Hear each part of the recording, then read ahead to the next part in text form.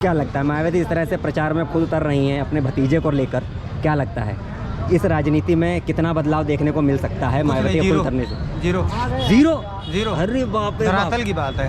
ऐसा कैसे कैसे? भैया अगर इनको शामिल होना तो बीजेपी में शामिल हो जाती। जो बी टीम ये है वोट काटने का तो काम कर रही है, ये वाह। सिर्फ वोट काटने का काम कर रही है, क्योंकि मालूम है दलित आदमी इनको वोट देगा नहीं, चंद्रशेखर रावण की तरफ चला जाएगा। और इनकी पहली शुरुआत भी वहीं सही है, नगीना सीट से ही इनकी क्या कहते हैं रैली भी है, शुरू कर रही है। तो क्यों कर रही है? अगर इतना ही आगे अच्छी थी तो चंद्रशेखर रावण को क्या कहते हैं अपने साथ सम्मिलित कर लेती। उसने तो रखा था, प्रस्ताव रखा था कि हमें सम्मिलित कर लिया। अभी भी यही कह रहे हैं, वो अभी भी यही कह रहे हैं, तो क्यों नहीं सम्मिलित कर लिया? अब ये चाहती हैं कि हम अकेले लड़के अगर हम कुछ क्या कहते कर लें, तो ऐसा तो हो नहीं सकता है।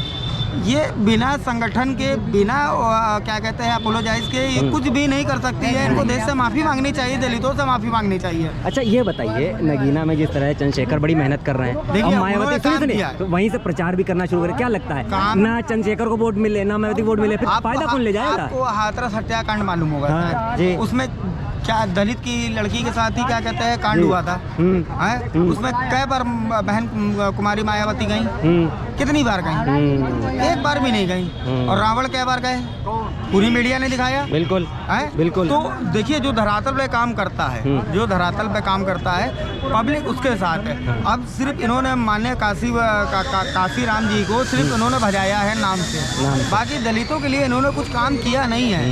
एक पूर्व मुख्यमंत्री पूर्व हो चाहे प्रेजेंट हो, एक पावर होता है, उस पावर को आप अगर आप यूज ना कर पाओ तो बेकार है आपका राजनीति करना। एक लड़की को टायर से जला दिया जाता है पुलिस के संज्ञान में, और पुलिस वाले ही जलाते हैं। तो आप खुद सोचिए कि ये दलितों के लिए इन्होंने किया क्या है।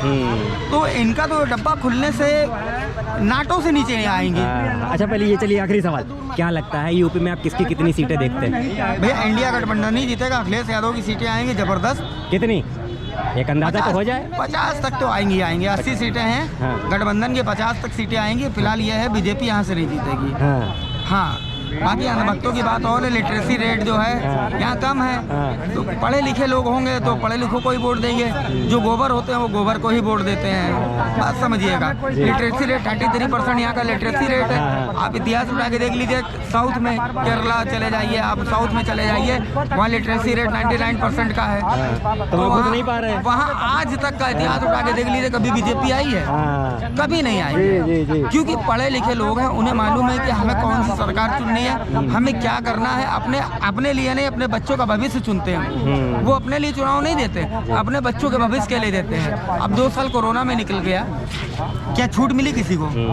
किसी को छूट मिली सरकारी आंकड़े के हिसाब से उम्र में? अरे वो काबिल है नहीं है वो तो बात की बात है, जब वो पेपर देगा, पेपर ही लीक हो जाते हैं यहाँ पे। कम से कम छूट तो देनी चाहिए, तो 2 साल की बच्चों की उम्र निकली जा रही है। जो जिनका लास्ट अटेम्प्ट था वो बेचारे क्या कहते हैं रो रहे हैं, कितने तो आत्महत्या कर लिए होंगे हैं। उसका रिकॉर्ड डेटा होगा, पुलिस वालों के पास होगा, सरकार के पास नहीं होगा।